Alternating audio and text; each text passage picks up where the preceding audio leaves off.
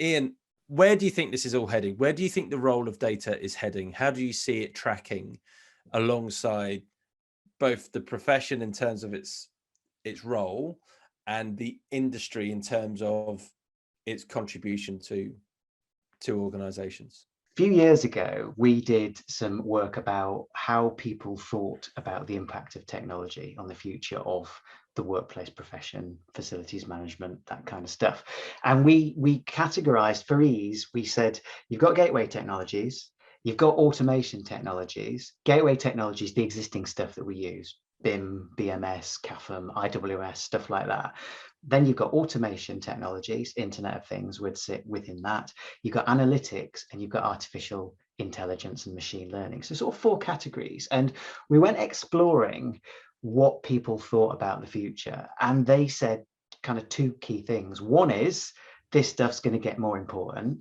And then the other thing they said was, oh, we don't know much about it. And then the side thing, which was terrifying, frankly, but nobody seemed to think it was an issue, was they said, but it's all right because our profession's safe, because people are always going to need buildings. I was like, can you not see the disconnect here in that the world is changing in front of your very eyes? I mean, you're probably going to get excited about, it's the sort of the story of Nokia, isn't it? And it's the story of Kodak and all of that stuff. The world is changing in front of your very eyes. You're just tickling this stuff, but you don't know a great deal about it. Meanwhile, all of these technology companies are seeing the opportunity. I mean, look at what has happened with Microsoft, the use of Teams, the rollout of workplace analytics during the last couple of years. So I feel quite confident to kind of go, artificial intelligence and machine learning and analytic capabilities are going to continue to charge forward. Right? There is no stopping that, because there's no stopping the commercial value that they contain for organizations, for suppliers of tools that utilize them for organizations. So we got a choice. We either tool up and get involved, or we get pushed to one side and we get marginalized as service providers. And I'm not belittling service providers. I mean, we get we just get operationalized because we're not capable of being in that strategic conversation. So yeah, it's almost embrace the analytic capability, wrestle with the thorny problems it brings. A lot of the questions were about GDPR and how do we deal with the people stuff. Yes, we can put the building stuff in a box and that's easier to deal with, but we still got to gather data about how people feel, about how people are moving around. There's ways to deal with it. We can aggregate data, we can anonymize data, but we got to wrestle with them thorny problems, because if we don't, somebody else is coming to do it on our behalf and they're getting paid instead. Yeah. Yeah, it's amazing. I remember that report in that kind of sense that we'll always need buildings. Fast forward 2 years and 50% of the world's population is working from their houses for 2 years. So yeah, I guess it acts as a bit of a warning shot, doesn't it? A bit of a kind of enforced warning shot. Yodit, I kind of want to get the last word from yourself, because I'm going to ask you to do that future gazing, but from a technology point of view, if you don't mind, where is, I suppose for Luddites like me, we sit there and new shiny things come out and we go, ooh, that looks exciting. That's exciting bit of data. But you'll be aware, I'm sure, of some stuff that's coming down the track that we have not even begun to look at. So what is it that you would say to listeners, to look out for? Interesting developments, because do you know what, it might not feel relevant, but man, it's going to be really relevant.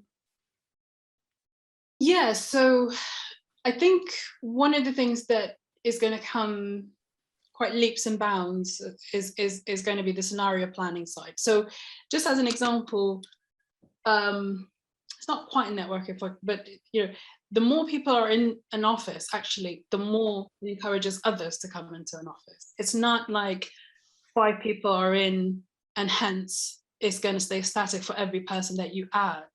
It is actually that there is a different there's a different curve, as it were, in terms of the data, because the more dynamic it is, the more people want to be part of it, whereas the quieter it is, everyone else kind of leaves, and I think that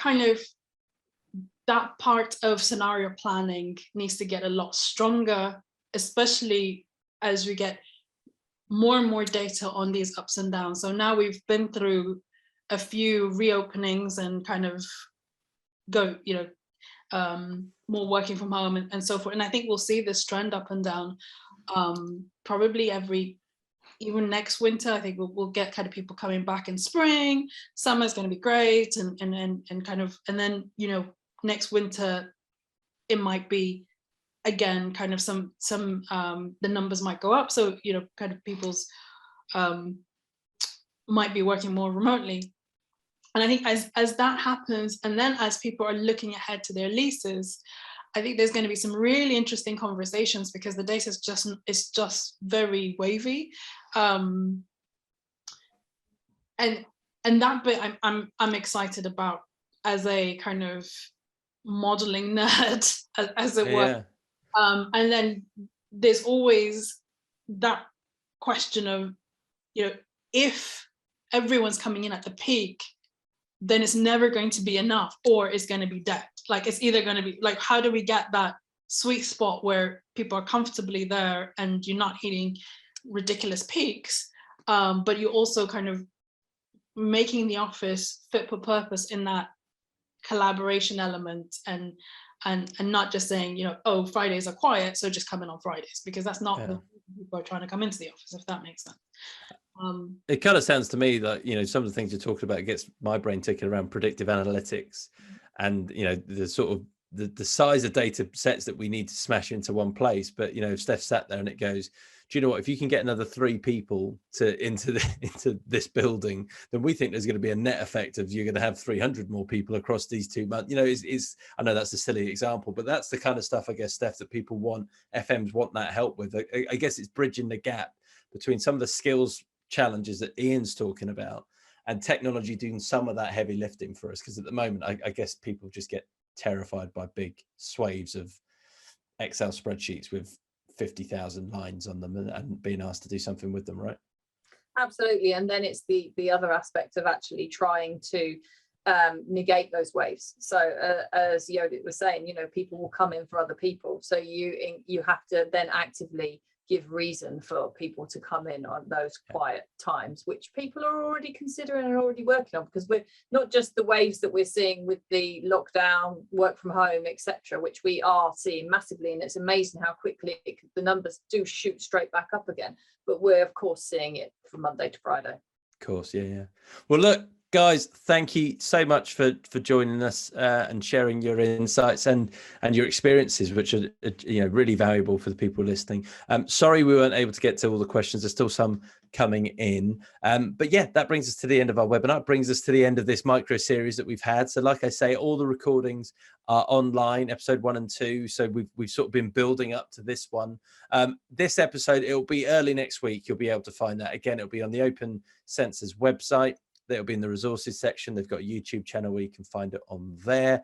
So that's all very good. So look, Ian, Yodit, Steph, thank you so much for joining us. I would say to everybody, if you've been interested in what these guys have been talking about, if you're interested in learning more or connecting, everyone's very easy to find on LinkedIn. So, give them a shout and connect.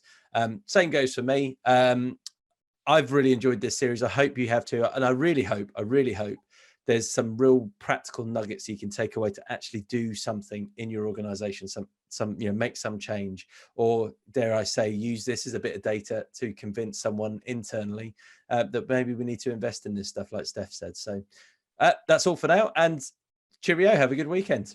Have a good weekend, everyone. Thank you.